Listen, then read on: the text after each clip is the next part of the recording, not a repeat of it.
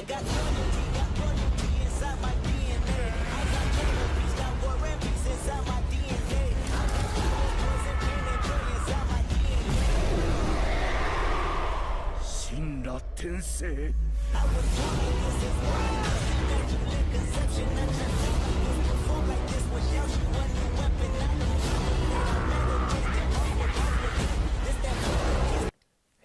guys, if you haven't already, give the video a like, subscribe to my channel. This is a what if series and I'll be doing more down the road. Plus Ultra! Hey guys, and welcome to What If Naruto Was Like Minato Part 2. So this is the second part to my first part, and you guys have exceeded my expectations for that video. I didn't even think it was going to get that much publicity like it did. I bossed that word, but I didn't even think it was going to be that popular. So I already told you guys that I had the part 2 on back foot. I didn't think that video was going to be that long, but I thought I could put both parts into one video. Guess I couldn't. So here's part 2, and this should be all the way throughout the first part of the tuning exams to like when Naruto goes to retrieve Lady Tsunade, and yeah, it's just a lot. So it's a lot. It depends on how long this video gets to. If it gets over to the board, then I'm gonna stop it right there and possibly have to extend it to a third part. Hopefully I can try to get everything done in this video. Hopefully. If not, let's see. But as far as anything else, I'm not going to have a like goal for this video. I mean, you guys were pretty generous with the first part, so I doubt that you won't be generous with this part either. So let's just get back into the story. So we start off with Naruto and team training for the Chunin exams, and Naruto is finishing up training with Sakura. Now her taijutsu skills are now intermediate. They're not advanced or nothing like that, but Naruto's training really was effective. With Sakura's good chakra control and good intellect, she picked up on things really fast. I mean, look how fast she learned tree walking. So the girl is a prodigy in her own right, meaning as if she can pick up and learn techniques as fast as she can. And that's even given the thing that Naruto figured out that Sakura's chakra nature was water and earth. So he also taught Sakura water style jutsu such as water dragon style, like water style water dragon jutsu. And he also taught her one of those. He taught her that jutsu because he felt it would be more effective for her in offense.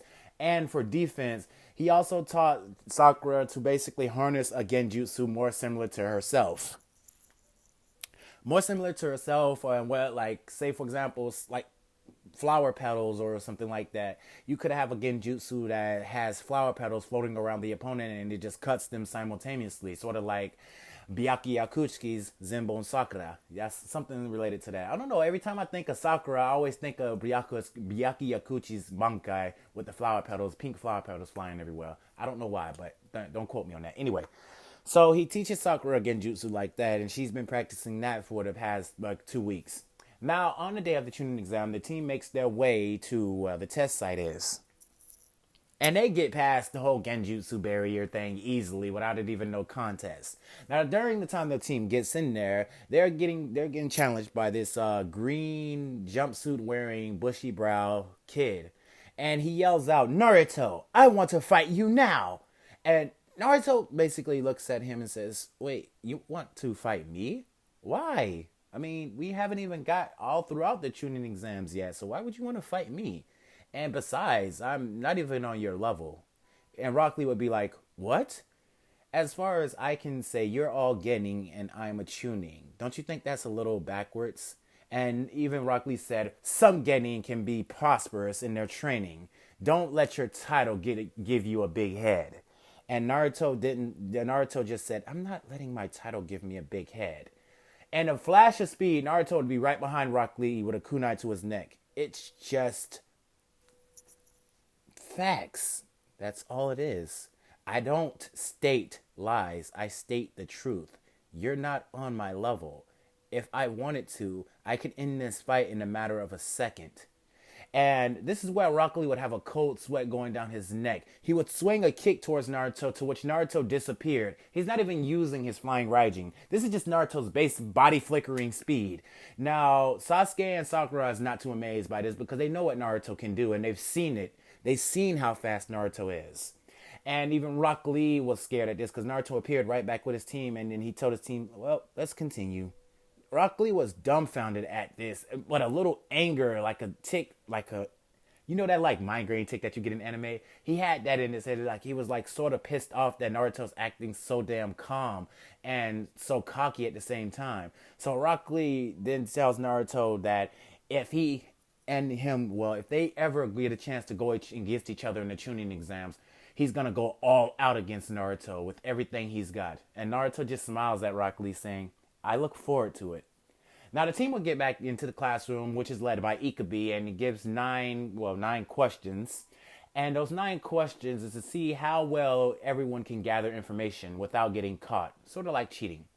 Now, Naruto basically answers all 9 questions very fast and easily without needing to gather information. Even Sakura did the same thing, in which he could be questioned to himself, these two kids are not on getting level, are they? Now with Sakura intellect and Naruto's intellect, they got through the questions pretty fast. Sasuke would use his Sharingan, Gaara would use his Sand Eye, and other students would use their own techniques to try to gather information. Now comes up to the final part where the 10th question comes into play, and Ikubi even scolds some of the students, saying that if you fail this 10th question, then you can never take the tuning exams again. You can never compete in the tuning exams, and you will forever be a genin. You will never be allowed to become a ninja. So he would just be scaring some of the students to leave, and some of them would actually leave. But the main few that stayed in canon would stay. So nothing pretty much changes with this whole situation here. So we can just move on to the Forest of Death, with Uncle coming crashing into the window and scolding Ikubi of how many contestants there are this year. Ikubi just looks at her and says, well, all these kids have promise, so deal with it. Now, Uncle escorts the kids to the Forest of Death, and then she hands everyone waivers to sign those waivers so the Leaf wouldn't be held responsible for their deaths, because just like it says, the Forest of Death, you can die in there. Every man is for himself, like every team is for himself. Anyway, Naruto is looking at the Forest of Death, and he even tells us the Forest of Death. He tells Sasuke, this can be very dangerous. We have to be aware of our surroundings at all times and come up with a code for ourselves. And this is where Naruto, Sasuke, and Sakura would be conversing with each other of coming up with a code and something so that only they know. Only they know. So this pisses Anko off. She throws a kunai right at Naruto, and he dodges it very easily. And then Naruto appears right behind Anko and kicks her in the back leg and has a kunai by her neck. And says, what was that for? Why did you just throw a kunai at me? Aren't you supposed to be my sensei or jonin instructor? You just tried to cut me on my cheek. You didn't expect me to do this to you, did you? And Anko would be dumbfounded by this. How did this Genin boy and Naruto would just look at her and just put his kunai back in his pouch and just walk away? Can you just finish explaining the instructions and not get ticked off about a team trying to gain battle strategies? I mean, you were going to cut me because I was conversing with my team. I want my teammates to survive the Forest of Death, not die in here. So if I have to tell my team a battle strategy and a way to survive, I will. And if one of you and either one of you gets in my way about that, I will not hesitate to cut you down. Not kill you, but get you out of my way. Now, Naruto basically walks over to his team so he can converse with them. Anko is just left dumbfounded, but she later explains the Forest of Death so that everybody knows what there needs to do and what they need to achieve to get past the Forest of Death and to reach the tower in the middle of the Forest of Death. I guess it's like the tower that they get to is the safe haven, so we can start like the third part of the tuning exams.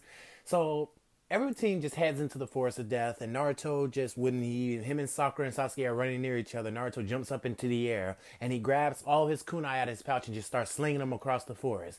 And Naruto says that this is going to help out for basically traversing the forest and getting a scroll very easily, seeming as if we don't need to do much running around. Now, with that, they all could establish a code to where they only know themselves. No one can recite this code easily. It's something that Naruto came up with for his genius side. He even conversed with Sakura to help make the code, even Sasuke a little bit, but it was more of he was trying to make a strong code that nobody would figure out. It was only them three that knew it.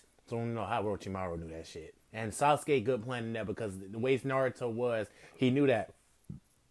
Sorry about that. He knew as dumb as Naruto was, well, he wouldn't remember a code that detailed.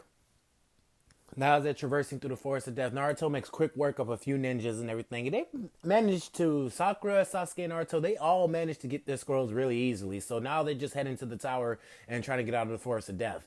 But now they're getting ambushed by a female lady on a giant snake. This is where Naruto gets heavily sweaty and he gets serious into a stance to where Naruto body flickers right next to the person and punches them directly in the face with every ounce of power that he had. He was even the Nine Tails power, using that too.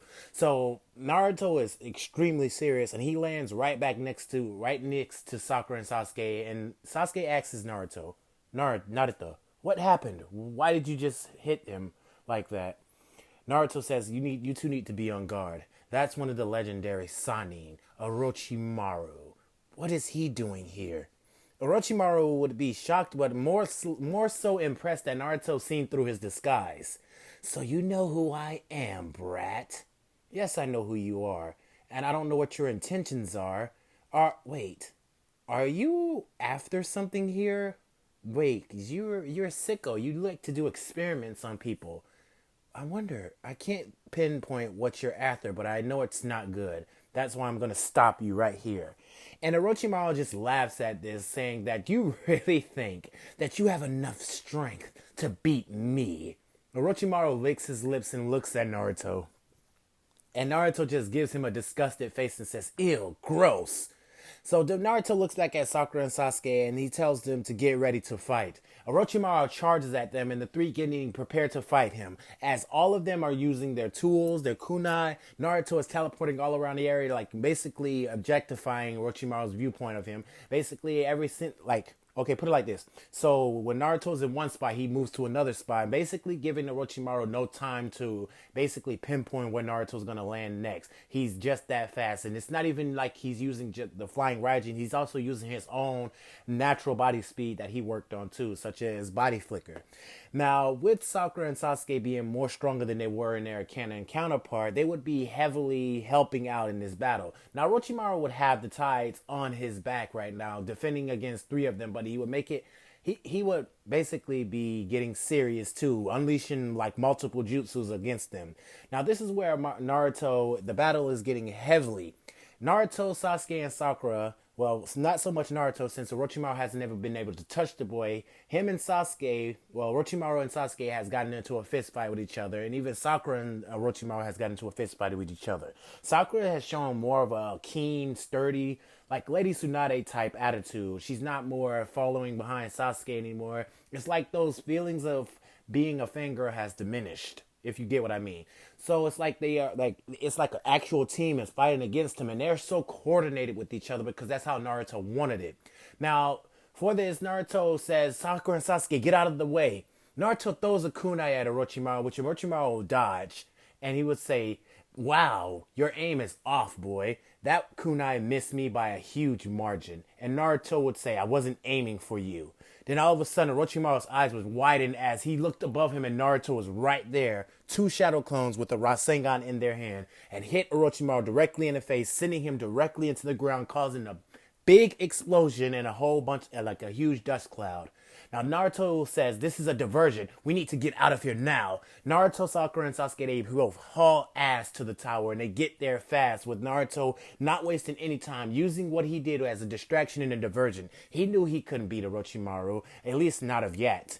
So the team would make it to the tower, and they would get there they would get there breathing heavily. Now, that was intense for the three of them. But it served as a good practice for Sakura. It serves as some good training for Sakura because she almost freezed up, but she also gained her will of fire in this fight with Orochimaru because most likely her and Orochimaru were tagging each other a few times and Sakura was getting some good hits and right hooks, kicks to the ribs and all that kind of stuff. But Orochimaru being a nasty freak that he is and his body is weird, I don't see how damaging that guy would be even effective because, yeah, I don't know. Anyway, let's just continue. So apparently the rest of the teams will make it there. And this is where we would commence the tuning exams for the preliminaries.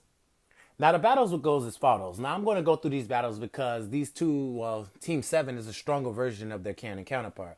So Sasuke versus Yoroi. Since Sasuke doesn't have the curse mark on him, him and Yoroi's fight would be very easily. Sasuke would body Yoroi easily, like dodging all his chakra manipulating or chakra stealing attacks very easily. Yoroi wouldn't even be able to touch Sasuke, and Sasuke would take advantage of this using one of his jutsus that he stole from Lee. I'm still going to give him the Lion's Barrage and slamming Yoroi in the ground, causing more damage than he did in the cannon.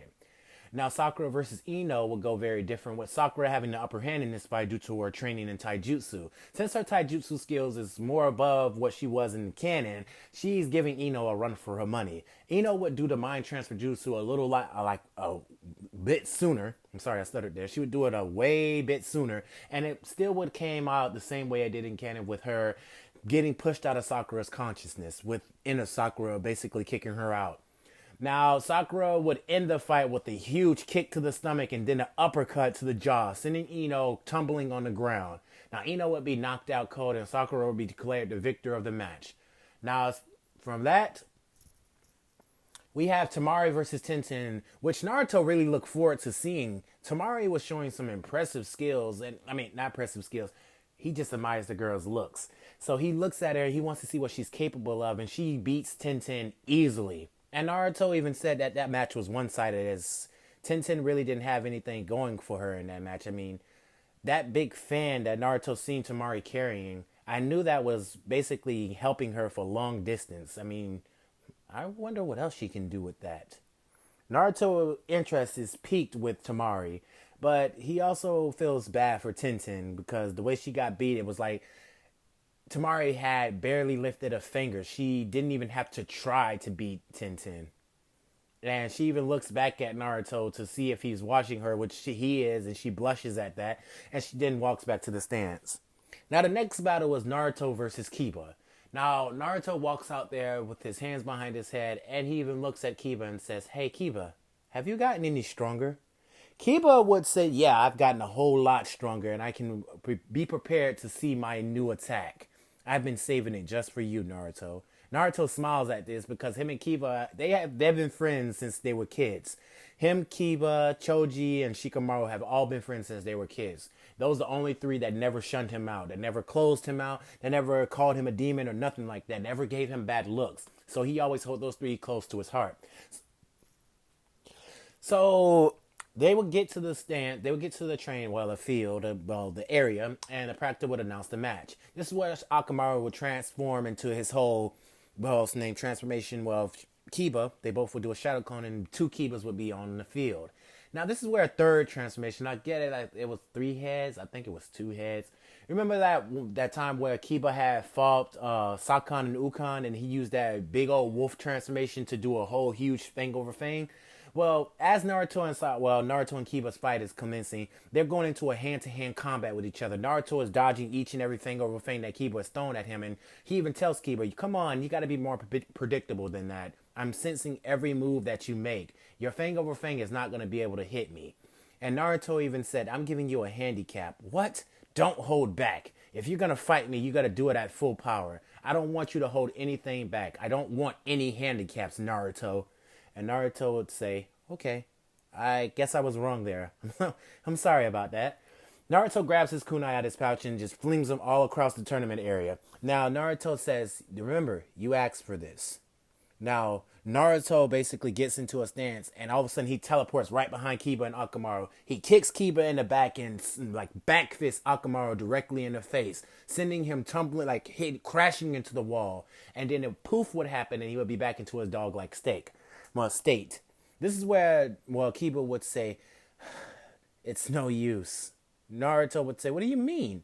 It's no use. You're at the top of your class, Naruto. I don't even know why you're in the tuning exams when you're already ranked up to one. You're already ranked up to a tuning." The third Hokage would just blow smoke out his pipe, and he would just be watching. And even Kakashi would be interested in seeing what Kiba's declaration is going to be. Then Kiba would say, "I don't even have a chance against you, and I can see that now. You're way out of my league. But I'm going to show you my ultimate attack, one I've been saving for you." Now, Kiba would transform, him and Akamaru would transform into their whole wolf beast transformation after he fed Akamaru a food pill to enhance Akamaru's strength. And then Akamaru's fur would turn brown.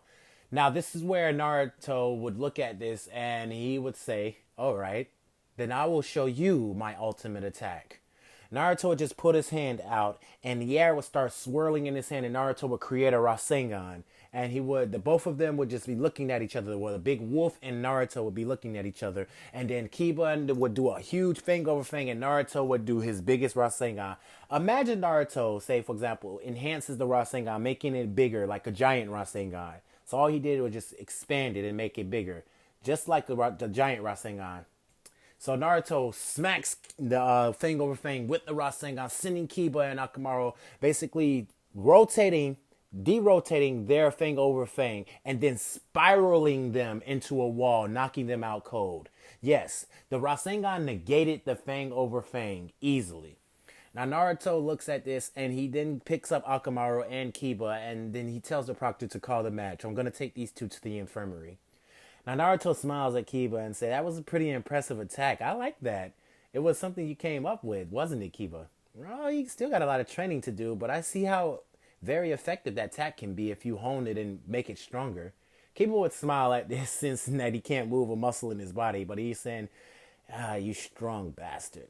You lucky you were blessed with prodigy genes. Naruto says, it's not like that. It's just that I dedicated my life to training and studying. Well, anyway, let's just get you to the medical ward. So then the rest of the fights will rarely go the same way as Hinata and Neji's fight go the same way, but this time Sasuke stepped in front of Hinata instead. He senses some genuine energy from him, and from the past, he just senses some genuine energy from Hinata. So he's the one that saves Hinata, not Naruto. He steps in front and he makes a declaration that says that I will be the one to defeat you, Hyuga. This is where the battle between Sasuke and Neji goes to commence. Neji even comments, your dojutsu versus my dojutsu. Your clan's power versus my clan's power. Which one will prevail? Which one is the strongest? And Sasuke even smirks at this and says, we shall find out. And see you in a month. And both of them turn away and walk away. Now, and then Sasuke picks up Hinata in like a cradle position, well, fetal position, whatever you want to call it. He picks up Hinata and takes her to the medical ward. Now, Neji and Gaara's fight would go the same way, but this time Naruto would stop the fight before it went too far. So Gaara really didn't get a chance to break Rock Lee's legs or arm. Well, break Rock Lee's leg or arm. And this is where Rock Lee would be on the ground unconscious and Might Guy would tell Naruto, thank you. And Naruto says, I didn't do it for him. I did it more like for me. And Might Guy would be like, what? If this guy would have broke Rock Lee's arm and leg, I wouldn't have got the chance to fight Rock Lee. I wouldn't have got the chance to experience him at full power. Like this match, what he did in this match was so exciting. I want to test my own strength out against him. I believe he could have won against that Gaara guy.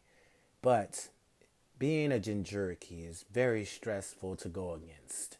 Even as an opponent, going against a Jinchuriki is very crazy. So Naruto would then look at Gaara, who's looking at him, but then Gaara just basically sand misses away and then appears right in the tournament area. And this would be the final battle of the day. So every team would go off on their own, and then Naruto would go off to train with Jiraiya. Sakura would go off to train with Kurenai, and Sasuke would go off to train with Kakashi. And so everything would play out as normal. But this time, Naruto would learn the summoning jutsu very easily and very early. And Jiraiya would still have some time to teach Naruto some stuff. So Jiraiya even tells Naruto, can he do, like, he forms a Rasengan and says, look how cool this is. This is one of the fourth Hokage's jutsus. Yeah, that's my father's jutsu. That's one of the ones that I learned when I was growing up. It's not that hard to do anymore. Jiraiya would say, what? Naruto forms a Rasengan in his hand and even makes a giant Rasengan. And then Jiraiya is shocked by this. Jiraiya even smiles at this and even wants to stay in the village a little bit more to even watch the Chunin exams play out. At least the final part of the Chunin exams. Because the skill and the level of growth that Naruto is showing right now is piquing Jiraiya's interest. Jiraiya thinks more clearly now that maybe Minato wasn't the child of prophecy.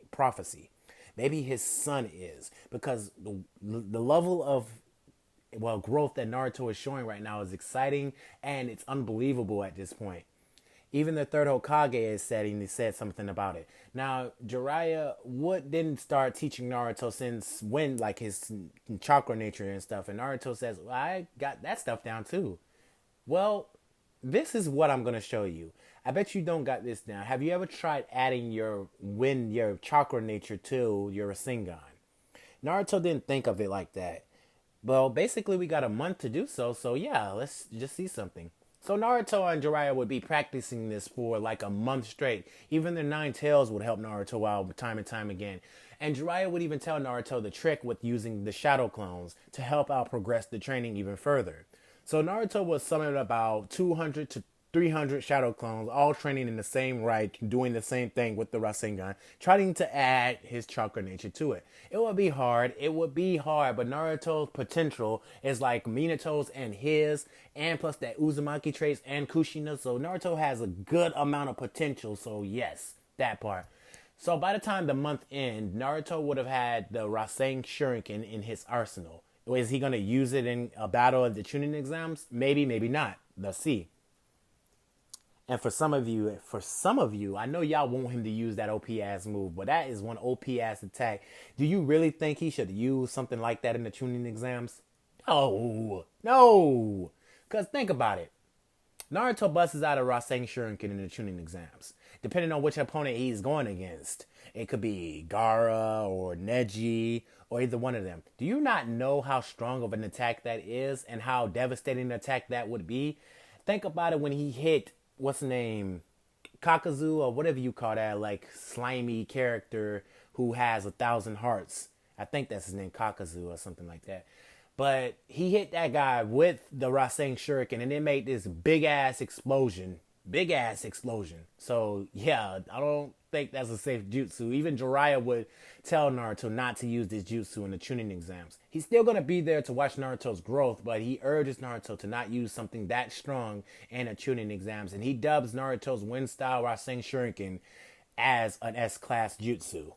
So now the tuning exams begins. The final part of the tuning exams begins, and we have the matches: Sasuke versus Neji, Naruto versus Gaara, Sakura versus Tamari, Shikamaru versus Kankuro, and so on and so forth. I don't know the other matches because I don't feel like they was that important, but yeah, let's just get into it.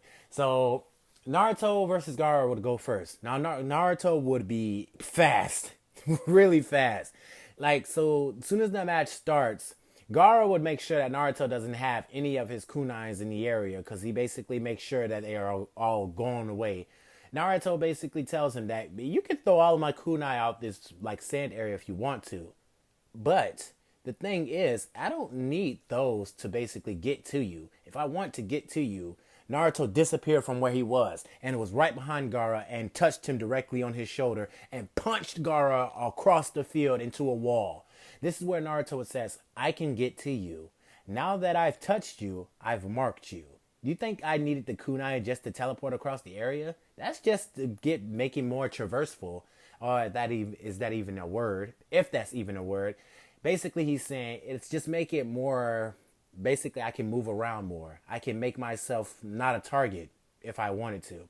But now that I touched you, your fate is sealed. You should just end the match. Forfeit the match, Gaara.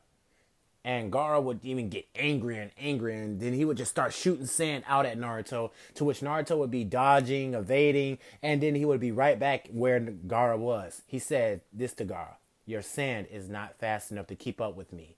It's not even a matter of teleportation. I'm not even using teleportation right now. I'm just using my natural speed. Your sand is no match for my speed. It can't even keep up with me.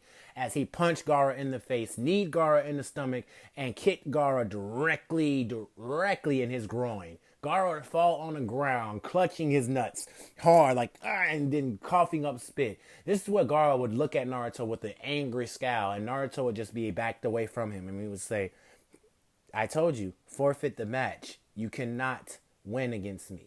And Gaara would say, you are a cocky. Don't be so cocky.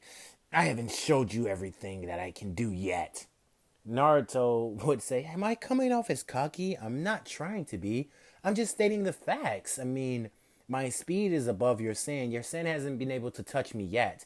And then this is where Gaara would say, speak of the devil. Naruto would look down at his ankle and sand would be across his ankle, and this would be Naruto talking too much.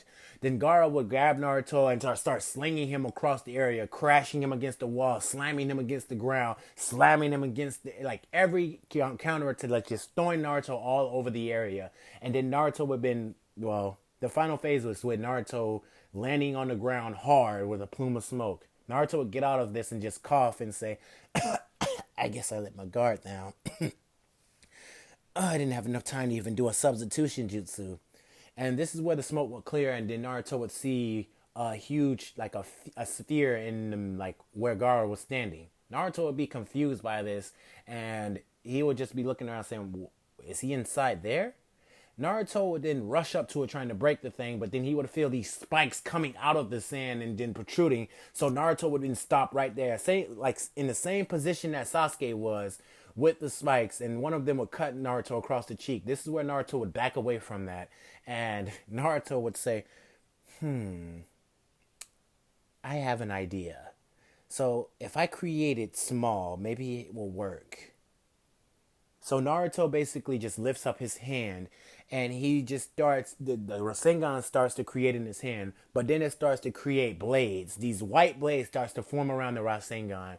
And Naruto then makes it big, but not big in the retrospect that you're saying, not a big ass Rasen Shuriken that he used against Pain. This is sort of like a mini version of it, like a semi-mini version of it. Then Naruto tosses it at Gaara's direction as it went flying towards Gaara's direction, and it exploded, breaking apart the whole sand dome thing and injuring Gaara severely.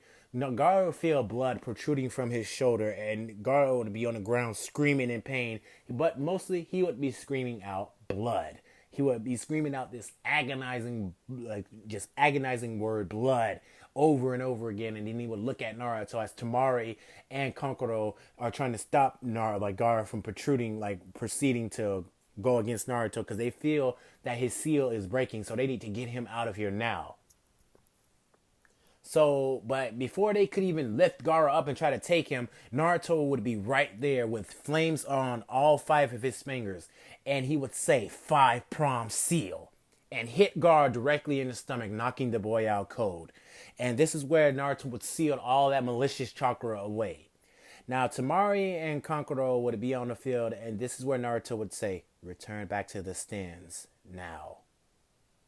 And they would, without a hesitation. But as soon as they return back to the stands, this is where the Konoha attack would happen.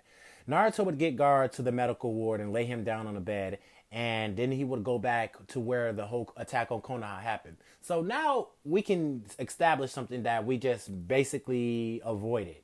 Gaara didn't turn into his whole Shikaku form. He didn't have that whole Sasuke chasing him, Sakura chasing him, or nothing like that. So that whole part right there was avoided. Naruto basically single-handedly stopped Gaara from turning into a Shikaku form.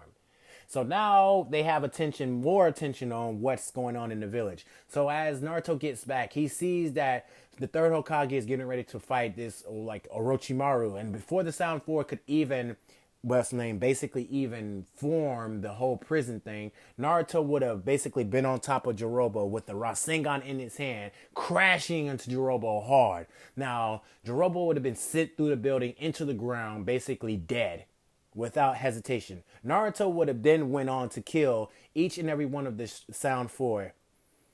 Now, I'm not saying he easily did it, because they were in a position, it's either they fight or they die. Naruto easily killed them all because they had their hands tied up. They had to basically stand in that formation to keep it sealed so nobody else would get in. Naruto made quick work of each and every one of them.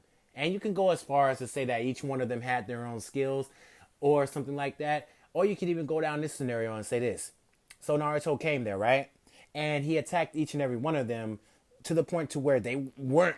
Yep, they took as much damage as they could so they wouldn't break the whole barrier. Now, you could go that route and say that, but the route I'm going with is that Naruto, when he got there, he made quick work of them. And it wouldn't be that hard, seeming as if Minato made quick work of 1,000 ninja. So, Naruto basically demolished the Sound 4. Put it that way. Now the barrier would be dismantled and Orochimaru would be out in the open. So anybody could join in this fight. Kakashi, Might Guy, Naruto, Sasuke, Sakura, all of them are right there and Orochimaru is outnumbered and outgunned. So Orochimaru sees this and he basically has a sweat drop from his head. He is terrified at this right now. So Orochimaru basically just axes Kabuto and the rest of them, they retreat. He grabs the remaining sound four and then they retreat. He manages to grab the remaining sound four, but they did have a little scuffle. Even Mike Guy got into it and kicked him. And if you can say, how did Orochimaru escape from them and all that? Orochimaru basically used the jutsu to get away. That whole regurgitating or melting into the ground or falling into the ground, he basically used that, and Kabuto created some kind of flash thing to basically blind them. And you could go the way and say that, but I'm pretty sure Orochimaru has an escape tactic to get out of the Leaf Village. If he was planning to attack the Leaf Village, I'm pretty sure he had an escape tactic to get out of there. So yeah. Anyway, so as that was pretty much solved, nothing, no casualties, not that much, just a little damage, people injuries and stuff like that, but it wasn't that bad. Even the snakes that were just damaging the village, he made quick work of those. So now everything's getting rebuilt, everything's getting repaired and all that, and Naruto basically gets the rank of Jonin. Sasuke and Sakura get promoted to Chunin. And it's sad to say, you didn't even get to the other. I couldn't even get to the other battles. I mean, Sasuke. Okay, for one thing, let's go to this battle back because I mainly skipped over it. Sakura and Tamari's battle would be heavily, basically on strategy, but it would be basically hand-to-hand combat mostly. But Tamari would be keeping Sakura at bay, but she would be making an effort to get to Tamari too.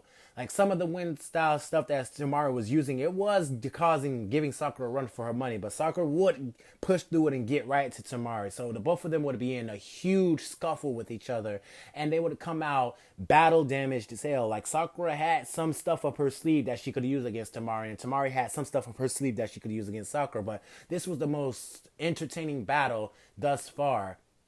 More entertaining than. It would have been more entertaining than Naruto's fight, but since Naruto and Gaara was the first fight and everything broke out like it did, so yeah, shit happens. That's why I skipped over everything. I mean, I gave y'all a heads up saying what the fights were going to be and did not even go into the fights. But as far as Naruto, Sasuke versus Neji, that would even be more of a climactic fight too. With Sasuke Sharingan and Neji Byakugan, I could go into really good detail with that if I wanted to. But as far as just continuing the story, just continue the story because it just never happened. It never got to the point. I could have. Sorry about that. I could have made Naruto the last. I could have made Naruto the last fight and everything, but yeah, maybe do something different for the next one. Anyway, so as everything's getting settled down, this is where Hiruzen talks to Jiraiya and Naruto. As Naruto gets promoted, the whole Chunin exams is canceled. Sakura and Sasuke get promoted to Chunin, and Naruto gets promoted to a Jonin. Due to his skill and everything that he's accomplished, he was going to get promoted to Jonin regardless of the fact. Now, as for the newly promoted Jonin and new to Junin, Sasuke and Sakura basically go off to train. And this is where Sasuke says that he has to get stronger, and Kakashi agrees with this. So he wants to focus on training Sakura and Sasuke. So they make their way out, and this is where the three Sengenin come in, and they apologizes to the third Hokage. Even Gaara apologizes, saying what he did was wrong. He had a talk with Naruto. When everything was settled, Naruto made his way back to the medical ward, and he seen Temari and Kankuro in there. But Gaara was awoke, and he gave Gaara his own form of talk no jutsu. And Gaara respected this, and he wanted to change his ways. And he even told Gaara that the beast inside him was manipulating his mind. He needs to become more good friends with that tailed beast inside him. And this is where Naruto would just touch Gaara on the head, and he would appear right in where Gaara's mindscape. Him and Gaara would be in there, and this is where Naruto would say, "Hey, Shukaku, it's very nice to meet you. Finally, I get to see what you look like." And Shukaku would look at him and say, "Eh? So what do you want with me, brat?" Yeah, mind your manners. I came to you with a nice attitude. Don't give me that mean, dreadful, disgusting attitude. And Shukaku would be shocked by this, but then he would rewind. "How do you know my name?" "Kurama told me." that fox, I hate him. And Kurama would speak up and say, I hate you too. Yeah, but enough with all this hate. You should take better care of your host, Shukaku. Stop manipulating him and causing hatred. And the Shukaku would tell him, humans don't deserve my power. I thought that same thing as you did. But this human right here, the one that you're inside of, don't you ever think about the life that you're ruining? You're causing him too much pain. Way too much pain. Ease up. And this is where Naruto would say, I'm not going to release that seal, that 5 seal, until you can give me an oath that you will not manipulate his mind like that again. The Shukaku would say, you can't do anything. You won't even be able to leak your chakra out. I can leave it like this for as long as I want to. And then Naruto would just starts to walk away and say, yeah, you make up your mind whenever you're ready, Shukaku. And then he will leave Naruto's mindscape. Not Naruto's mindscape, Gaara's mindscape. So then they would be back in the real world and Naruto would just converse with them. And then he would say something to Temari. Hey, you got time. I'm pretty sure they're not going to let him out for another 2 days. Would you like to go get something to eat? Naruto would say this with a very blushing face and Temari would say yes. So the both of them would head out and they would go to a ramen stand or just basically a barbecue stand or something like that, just to get food and talk with each other and converse. So you can see a little tension and little sparks trying to grow there. Now, upon everything else, this is where we now go back to where the third Hokage is in his office and Sasuke, Sakura, and Kakashi, they head off to train. That was just a little flashback. So Jiraiya and Naruto are basically talking to the third Hokage and he's talking about like how he's old and he wants to step down. There needs to be a new Hokage of the village.